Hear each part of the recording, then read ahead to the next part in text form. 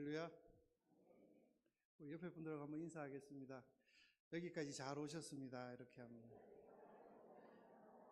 73주년입니다. 이렇게. 예. 오늘 우리 교회가 세워진 지 73주년이 되는 날입니다. 정말 여기까지 오시느라고 많이 애쓰셨다고 저는 생각합니다. 우리 교회가 세워졌다는 것은 단순히 건물이 세워졌다는 것보다는 우리 공동체가 모여 있다는 것이 교회이지 않습니까? 제가 연역을 보니까 52년 10월 15일에 이창부 목사님과 함태인, 이인숙 3인이 중요한 거죠. 3인이 범천 이동 산중턱에 천막교회로 시작되었습니다. 이렇게. 그때는 건물도 없었습니다. 그죠? 건물이 없는데도 교회였죠. 그래서 우리의 모임이 교회라는 것입니다. 그리고 73년에 신축 예배당 기공 예배를 드렸습니다. 그죠? 73년에 드렸는데,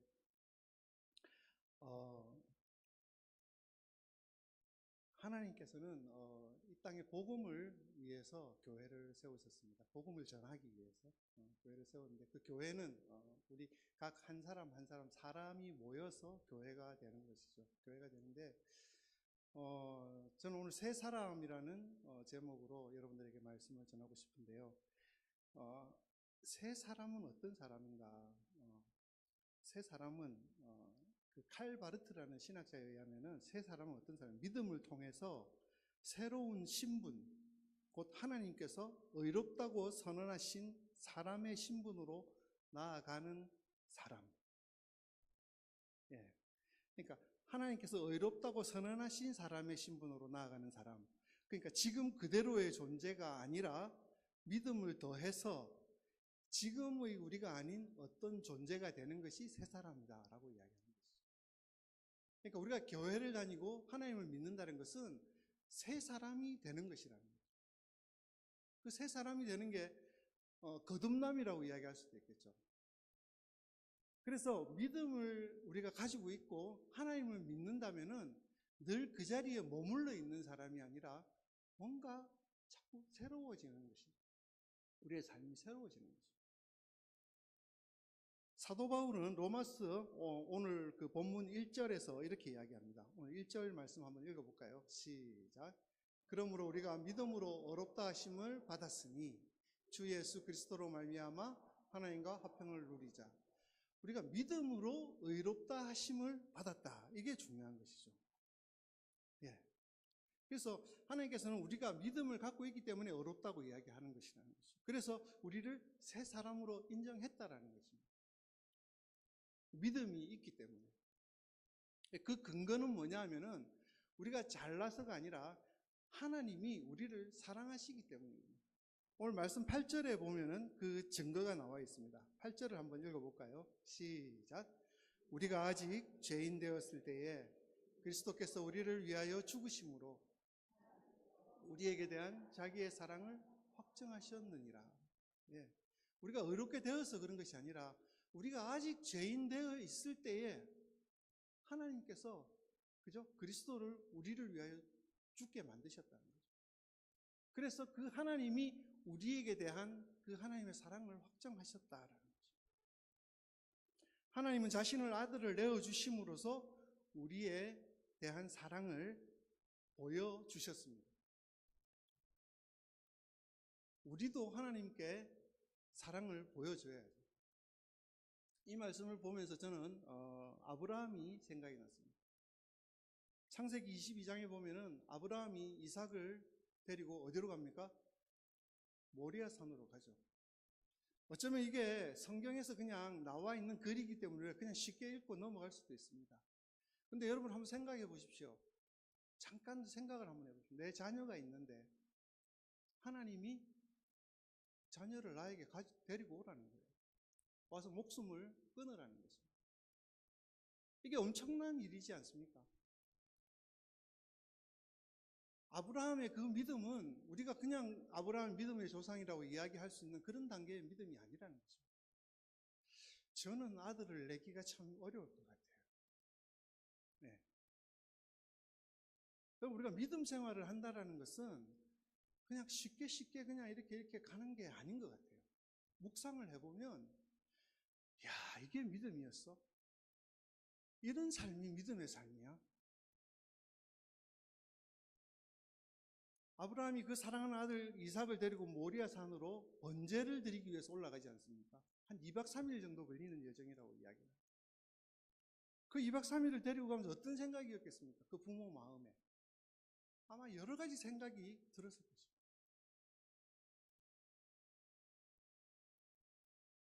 왜 100세에 주시고 또 달라는 것일까? 겨우겨우 얻었는데, 저는 45세 얻은 딸이 너무 예뻐요. 걔가 예뻐 죽겠는 거예요, 지금도. 근데 그 100세에 나왔으면 어떻겠습니까, 여러분? 더 이쁘지 않겠습니까?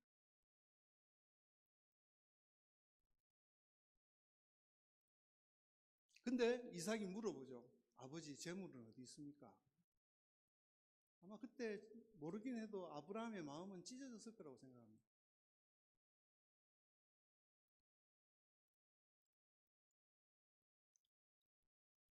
그래서 하나님께 그 순종한 마음이 하나님께 어렵다라는 칭함을 얻게 된 것이죠.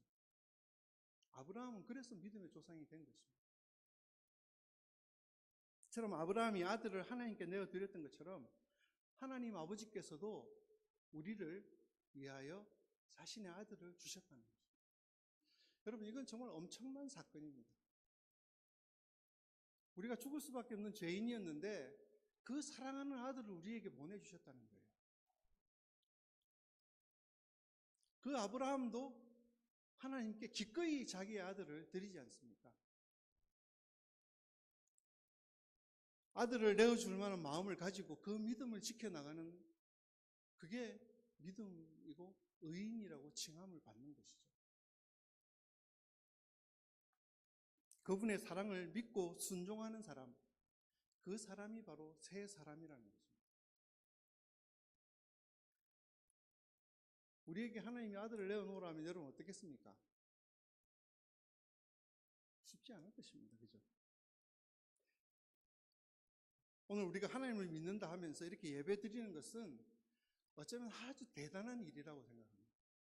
예배 드리는 것은 단순한 일일 수 있지만 그 뒤에 믿음이라는 것으로 인해서 우리가 해야 할 어떤 책임감, 내지는 그 하나님에 대한 그 복음을 위해서 우리가 가져야 할 그 마음가짐, 살아내어야 하는 방법들, 이런 것은 아주 어마어마한 것이라고 저는 생각합니다.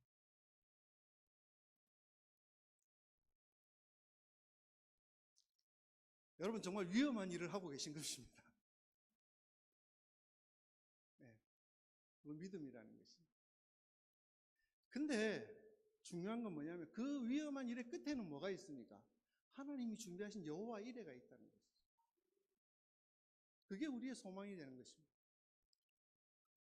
하나님이 뭔가 나를 위해 준비하고 계신다는 것이죠. 새 사람은 그걸 믿고 나가는 사람입니다. 그래서 새 사람의 세 가지 특징이 있는데 그 세 가지 특징 중 첫 번째가 뭐냐면 하나님과 화평을 누리는 사람이 첫 번째 특징입니다. 하나님과 화평을 이루어야 되는 것이죠. 그래야 가정도 화평을 이루게 되고 친구와도 화평을 이루고 이웃과도 화평을 이루는 것이 가능해진다는 것입니다. 우리 삶에 있는 모든 것 중에서 하나님과 화평을 이루는 것이 1순위라는 것입니다.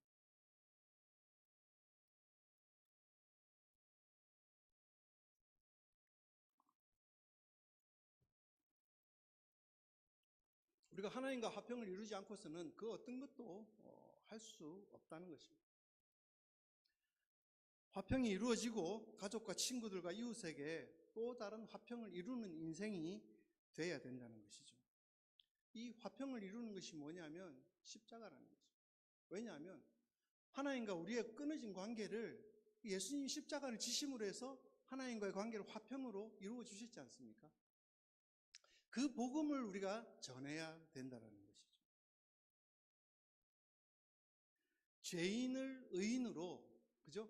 죄인을 의인으로 사랑이 없는 사람에게 정말 사랑의 사람으로 새롭게 만들어버리는 것이 그 십자가의 사랑이라는 거죠. 우리가 다 죄인이지 않습니까? 근데 그 죄인을 의인으로 만들어주는 것이 십자가 사건이었지. 그래서 새 사람은 하나님과 화평을 이루는 사람입니다. 죄로 인해서 깨어졌던 그 관계가 예수 그리스도를 통해서 회복되는 사람이죠. 그래서 우리는 하나님 앞에 당당히 나가서 예배 드릴 수 있는 것입니다. 화평이라는 것은 단순히 다툼이 없는 상태가 아니라 하나님과 관계가 온전히 회복된 평안의 관계라는 거죠. 그것이 진정한 화평이라는 것이죠. 저희 아버님은 25년 전에 소천을 하셨습니다. 저희 아버님은 정말 사랑이 많으신 분으로 저는 기억을 하고 있습니다. 저희들이 자랄 때 저한테 매를 한 번도 대지 않으셨습니다. 저는 아버지에게 맞아본 기억이 없습니다. 그렇게 사랑을 많이 받고 컸습니다. 그런데 어느 날 아버님에게 제가 거짓말을 했던 기억이 있습니다. 어렸을 때 책을 산다 그래 놓고 돈을 받아가지고 과자를 사 먹었습니다. 이 과자를 사 먹었는데 집에 들어오는 순간부터 제 마음이 불편해지기 시작하는 거죠. 아버지가 와서 언제 책을 보자고 할지 모르기 때문에. 늘 저를 사랑해 주시는 그 아버지를 배신을 한 것이지 않습니까? 그래서 어린 마음에 너무 무거운 마음이 있었습니다. 마음의 화평이 깨져버린 것이죠. 집에 오니까 힘든 거예요. 아버지를 만나기가 싫은 거예요. 그래서 그렇게 제가 좋아하던 아버지를 똑바로 쳐다볼 수가 없는 것입니다. 왜냐? 아버지를 속이고 나요. 그 조마조마한 마음을 가지고 저녁에 잠들기까지 얼마나 콩닥콩닥 가슴이 뛰면서 무서웠는지 모르겠습니다. 그랬는데 아버지가 이미 알고 계실까요? 모를까요? 그렇죠. 이미 다 알고 계시죠. 그 다음날 아침에 일어나서 다 알고 있다. 그러면서 다음에는 그러지 마라. 그렇게 이야기를 하시고 용서를 해주셨습니다. 그래서 아버지와의 관계가 회복이 되죠. 회복이 되고 나니까 그 아버지가 더 좋아지는 거예요. 그렇게 좋을 수가 없는 거예요. 여러분, 회복되고 화평한 관계는 그런 관계라는 것입니다. 하나님과의 관계가 여러분 그렇게 회복이 되어야 되는 것이죠. 기도가 회복이 되고 예배가 회복이 되고 감사가 회복이 되어야 되는 것이죠. 새 사람은 두려움으로 하나님을 피하는 사람이 아니라는 거죠. 하나님 앞에 늘 당당하게 나가서 하나님 저 왔습니다. 제가 하나님 아버지의 아들입니다. 하고 당당하게 이야기할 수 있는 것이죠.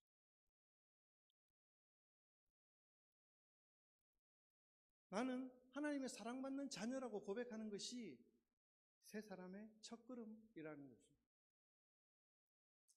두 번째는 어떤 사람이 소망이 있는 사람이냐? 새 사람이냐? 소망이 있는 사람입니다. 소망이 있는 사람. 우리 오늘 본문 3절에서 4절을 한번 읽어보도록 하겠습니다. 3절에서 4절 시작. 다만 이뿐 아니라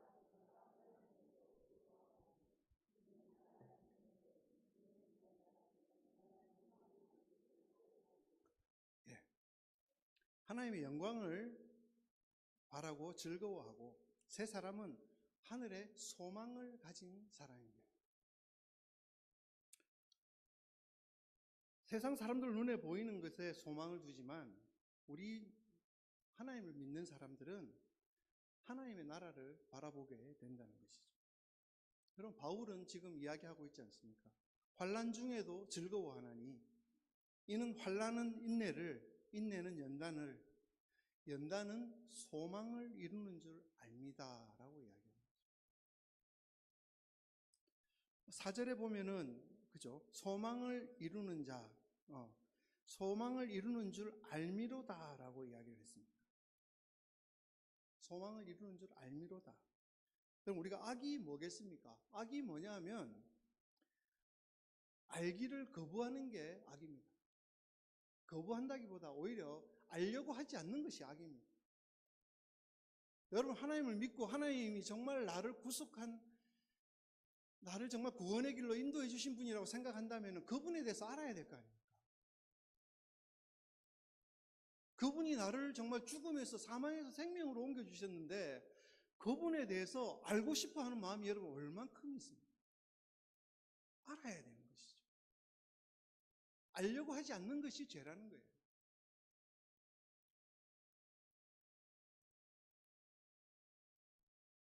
환난 중에도, 그죠?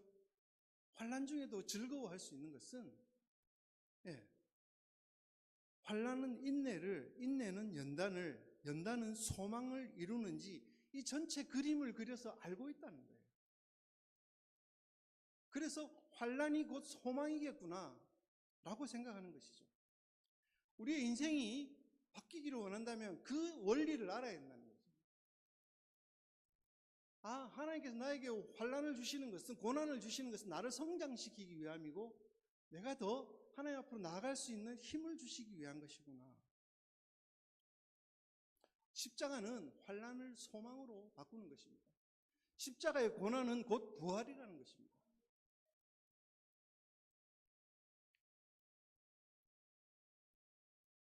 우리가 인생을 살다 보면 환난을 피할 수 없는, 그죠? 어쩔 수 없이 겪어야 되는 부분들이 있지 않습니까?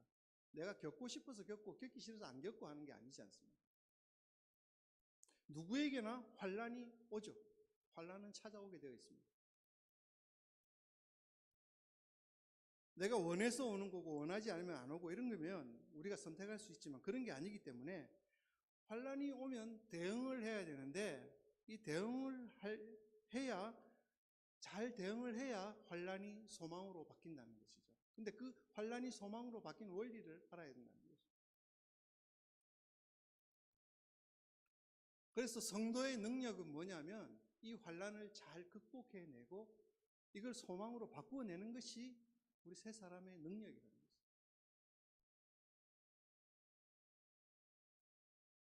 십자가를 잘 붙들면 기쁨이 온다는 것입니다. 그래서 환난 중에도 기뻐한다는 것입니다. 기쁨이 우리의 특징이라는 것이죠. 사도 바울은 특별히 우리에게 기뻐하라, 기뻐하라, 기뻐하라는 말을 많이 하고 있습니다.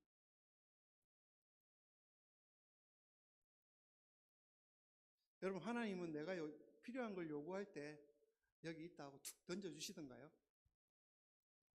하나님, 제가 1,000,000원이 필요해요. 이러면 1,000,000원 여기 있다고 툭 던져주시는 그런 하나님 혹시 경험하신 분 계십니까?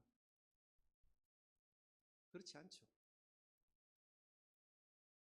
그거 없어도 살 수 있는 마음을 주시는 것이죠. 그게 하나님이죠. 그리고 또 그 응답은 금방금방 오는 게 아니라 어떻죠? 더디게 오죠. 하나님의 응답은 조금씩 때때로 더디게 올 때가 많습니다. 근데 지나고 나서 돌아보면 뭐죠? 다 은혜라고 이야기하죠. 네. 왜냐하면 그게 필요했는데 내 안에 그거 없으면 죽을 것 같았는데 하나님께서 그런 평안함을, 소망을 주신다는 거예요. 그래서 마음을 지키라고 이야기한다는 것이죠. 성경은 그 무엇보다 네 마음을 지키라고 이야기하지 않습니까? 우리를 변하게 만드는 힘이 어디에 있냐면 그런 마음을 지킬 수 있는 힘이 바로 십자가 안에 있다는 것입니다. 지금은 고통인 것 같고 십자가에 매달리는 게 수치고 그렇지만 결국은 부활로 승화시켜 주신다는 거죠.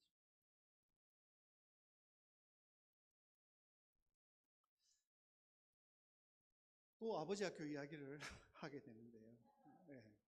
아버지 학교에 가면은 삶이 극적으로 변화된 형제들이 많이 있습니다. 그 형제들이 나오면 뭘 하냐면 간증을 해요. 간증을 하는데 이 간증을 들어보면은 야, 정말 저 형제가 저렇게 변했을까 하는 생각이 들 때가 있거든요.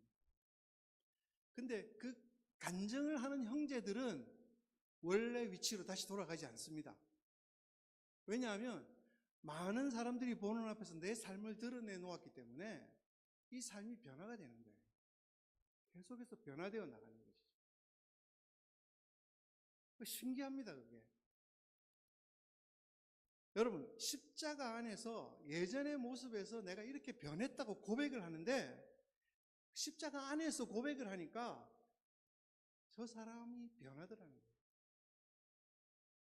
여러분, 교회 안에서도 마찬가지지 않겠습니까? 예수 믿고 변화된 삶을 살아가고 싶은데 감추어 놓는 거예요. 은혜 받은 것을 속에 딱 눌러놓고, 내가 이 말을 하면은 저 사람이 옛날에 내 삶을 아는데 뭐라 그럴까? 이게 사단이 주는 마음이라는 거예요. 그래서 그 사람을 붙들어 놓고 있는 거예요. 은혜 받은 것을 그냥 소멸시켜 버리는 거예요. 우리가 옛날에 어떻게 살았든지 상관없이 내 삶에 하나님의 은혜를 경험한 것이 있으면 나누어야 됩니다. 옆에 사람들과 함께 나누는 거예요. 내가 예전에 소주를 2병을 마셨는데 지금은 반병밖에 안 마신다. 나누어야 되는 거예요. 그게 나한테는 은혜다. 그런 형제들이 실제로 있습니다. 그 작은 것이지만 삶을 나누어야 되는 거예요. 그래서 내 삶에 요만한 변화가 생겼을 때 내 변화를 자꾸 이야기하면 내 삶도 변화가 되어 간다는 거예요. 그래서 옆에 사람들이 이야기할 때, 아, 정말 잘했네. 야, 2병 먹다가 반병 먹으면 정말 작게 먹는 거 아니냐. 반병 그것도 끊어야 되라고 정죄할 게 아니라, 그죠? 사랑으로 품는 것이죠. 그런 마음이 있어야 되는 것이죠. 예수 믿고 변화된 삶을 살아가는 가고 싶은데 내가 이 말하면 저 사람이 뭐라 할까? 그것 때문에 말 못하는 거예요. 사단은 우리에게 그런 생각을 집어넣어 주는 거예요. 고백하고 나면 삶이 바뀌는 거예요. 그래서 그 과거의 생각에 얽매이게 하는 것은 사단이 주는 생각입니다. 그래서 끊어버려야 되는 거죠. 그래서 새 사람은 내가 하나님과 만났던, 내가 하나님께 받았던 은혜가 있다면, 내가 하나님과 만나서 정말 해결된 문제가 있다면 옆에 사람과 나누는 것이죠. 그 나눈 것이 은혜가 되면 밖에 나가서 다른 사람들에게 또 이야기를 하는 거예요. 야, 우리 교회는 말이야, 이런 사람인데 이런 문제가 이렇게 해결됐대. 이게 새 사람이라는 것입니다.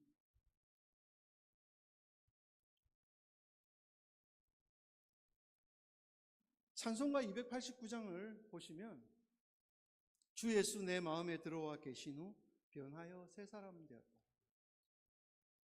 예수님이 내 마음에 들어오면 변할 수밖에 없는 거죠. 에베소서 4장 22절에서 24절 말씀을 보면은 또 변화에 대한 이야기가 나오고 있습니다. 한번 읽어볼까요? 시작.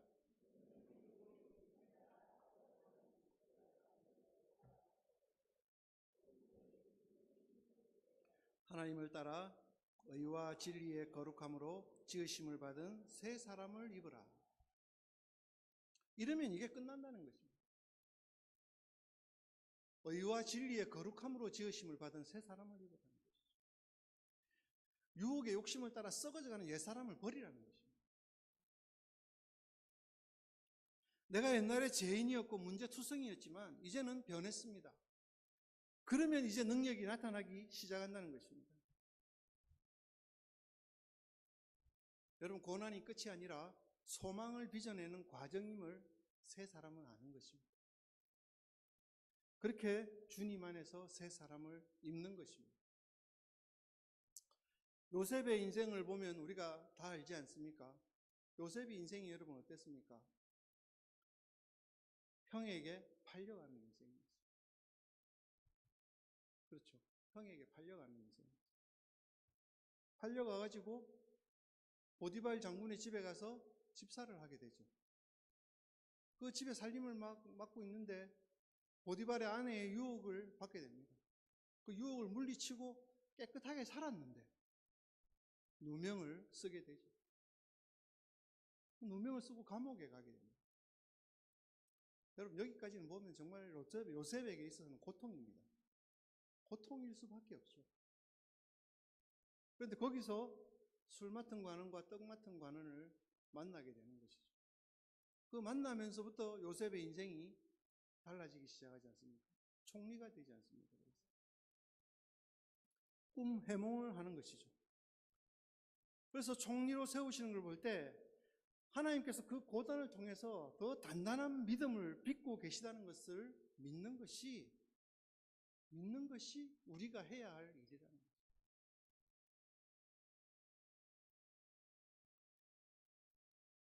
우리 교회의 그 73년이라는 세월을 지나오면서 많은 어려움이 있었을 것입니다. 제가 잘 알지는 못합니다.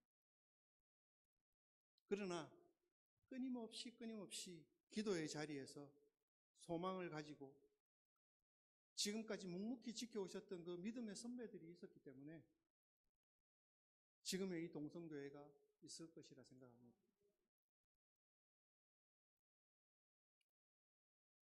또한 그 모든 어려움의 시간은 소망으로 빚어가는 과정이었습니다. 이 코로나 위기를 지나면서 이 예배의 시간을 한 번도 빠뜨리지 않고 지켰던 교회가 몇 교회나 되겠습니까? 저는 이 동성교회가 참 자랑스러운 교회라고 생각합니다.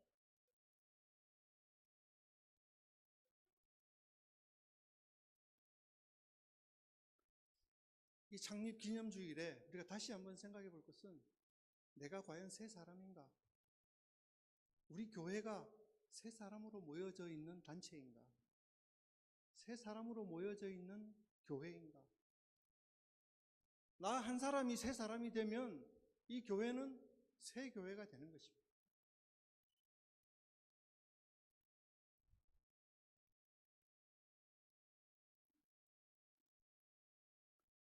하나님은 여전히 우리에게 소망을 주고 계시는 것이죠.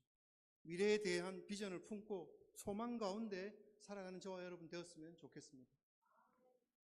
그리고 세 번째는 새 사람은 소망을 즐거워하는 사람입니다. 하나님을 즐거워하는 사람. 로마서 5장 11절 오늘 마지막 말씀인데요. 마지막 절 한번 볼까요? 시작. 그뿐 아니라 이제 우리로 화목하게 하신 우리 주 예수 그리스도로 말미암아 하나님 안에서 또한 즐거워하느니라. 네. 새 사람은 하나님을 즐거워하는 사람입니다.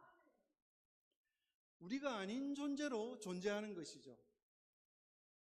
여러분, 나의 모습을 가지고 내가 원래의 모습 그대로 내가 주님 앞에 나와서 계속해서 나의 모습 그대로 있다면 우리의 신앙을 다시 한번 생각해 봐요. 이제는 옛날의 나의 모습이 아닌 존재로 내가 서 있어야 된다는 것입니다. 왜냐하면 내 안에 예수님이, 성령님이 들어와 계시는데 어떻게 내가 그 옛날의 존재로 그대로 살아갈 수가 있겠습니까? 계속해서 신앙의 사람들은, 믿음의 사람들은 계속해서 변화해 가는 것입니다.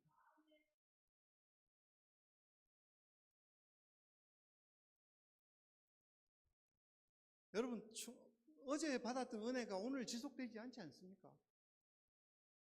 어제 은혜로 왔다가 오늘 그냥 다운될 수 있지 않습니까? 날마다 은혜를 강구해야 되는 것이죠.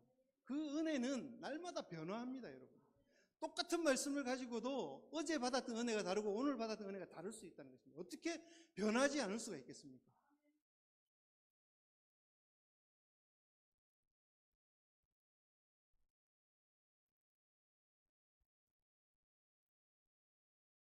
하나님을 즐거워한다는 것은 그분을 영화롭게 하고 그분의 뜻 안에서 기뻐하는 삶을 살아가는 것입니다.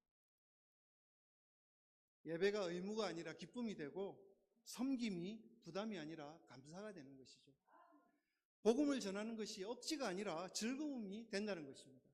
왜냐하면 그 엄청난 구원을 우리가 받았는데 이 구원의 역사를, 구원받은 사실을 전하고 싶어야 되는 게 당연한 거 아니겠습니까? 그 하나님께서 그 귀한 아들을 보내서 우리를 구원해 주셨는데, 아브라함은 하나님을 경외하면서 이삭을 드렸습니다. 드리면서도 하나님을 신뢰했죠. 히브리서 11장 19절에 보면은 그는 하나님이 이삭을 다시 살리실 것을 믿었다는 거죠. 그 믿음의 소망이 있었기 때문에 이삭을 드릴 수 있었던 것입니다. 그 믿음이 바로 하나님을 즐거워하는 믿음인 것입니다. 우리 교회가 회복해야 될 것이 바로 이것이죠.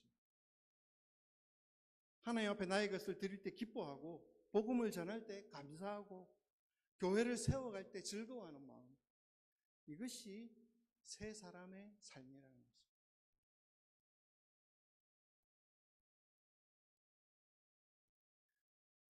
우리는 다 하나님의 진노하심 아래 빠져 있는 죄인들입니다. 그러나 십자가 붙들면 구원받게 되어 있습니다. 그래서 교회는 구원의 소식이 들려와야 되고 구원받은 사람들의 모습이 계속해서 알려져야 되는 것입니다. 여러분, 우리 교회 안에서 자꾸 간증이 살아나고 그 11월 달에 다니엘 기도에서 하는 주제가 늘 그거 아닙니까? 나도 간증의 주인공이 됩시다. 내가 간증의 주인공이 됩시다. 사도행전을 한번 보시면 유대교의 많은 지도자들이 믿고 돌아오고 제사장들이 믿고 돌아오고 심지어 점치는 사람들까지도 주께로 돌아오는 일들이 벌어지고 있다는 것입니다. 그래서 십자가를 붙들고 나아갈 때에 예수님께서 우리를 위해 십자가를 지시고 십자가의 능력을 우리에게 주셨다는 것입니다. 그래서 환난은 소망으로 변화가 되는 것이죠.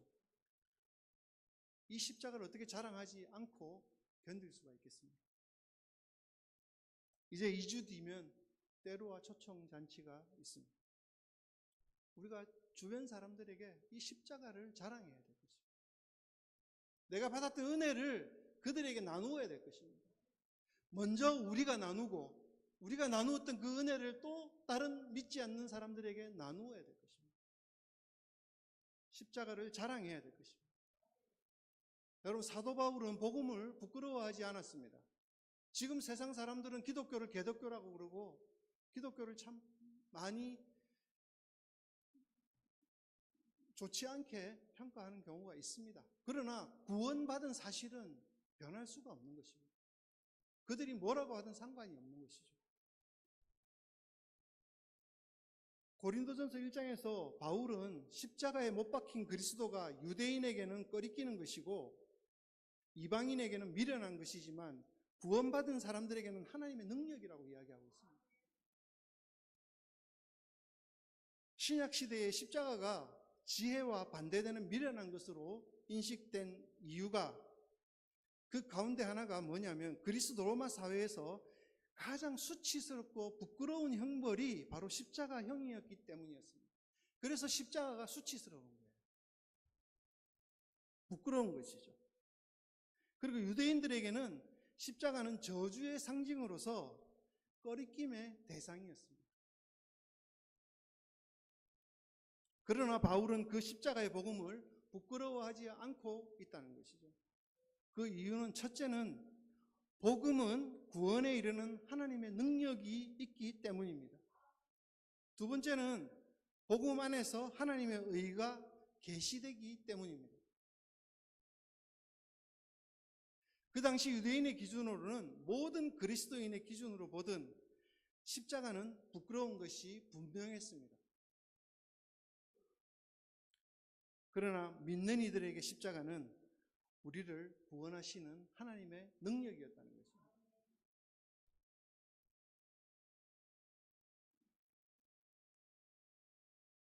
그때나 지금이나 그 능력은 변함이 없습니다. 오늘 우리는 새 사람이라는 주제로 하나님의 말씀을 들었습니다. 새 사람은 하나님과 화평을 누리고 하늘의 소망을 품고 하나님을 즐거워하며 살아가는 사람입니다.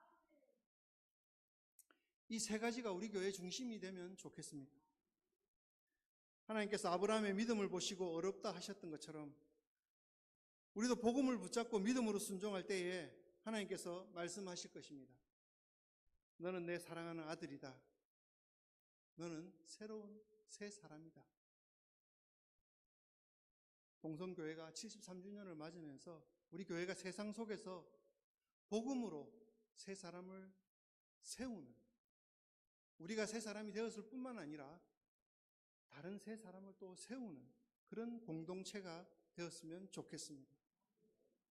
하나님의 사랑을 흘려보내는 공동체가 되기를 소망합니다. 우리 함께 찬양하면서 주님 앞에 나아가도록 하겠습니다.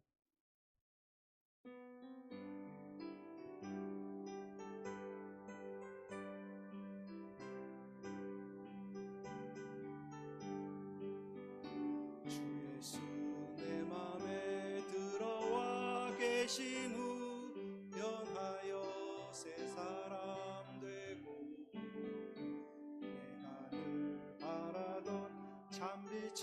찾음도 주 예수 내 맘에 오시 주 예수 내 맘에 오시 주 예수 내 맘에 오시 내 맘에 기쁨이 넘치는 주 예수 내 맘에 오시 주 예수 내 맘에 들어와 계신 후 망령된 행실을 끊고 머리털보다도 더 많던 내 죄가 눈보다 더 희어졌네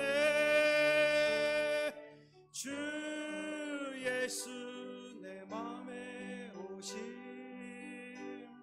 주 예수 내 맘에 오심 믿음 내 맘에 기쁨이 넘치는 주 예수 내 맘에 오심 내 맘에 소망을 든든히 가짐은 주 예수 내 맘에 오심 의심의 구름이 사라져버림도 주 예수 내 맘에 오심 주 예수 내 맘에 오심 주 예수 내 맘에 오심 내 맘에 기쁨이 넘치는 주 예수 내 맘에 오심 사망의 음침한 골짜기 가다가 밝은 빛 홀연히 비춰 저 멀리 하늘 문 환하게 보임도 주 예수 내 맘에 오시 주 예수 내 맘에 오시 주 예수 내 맘에 오시 내 맘에 기쁨이 넘치는 주 예수 내 맘에 오시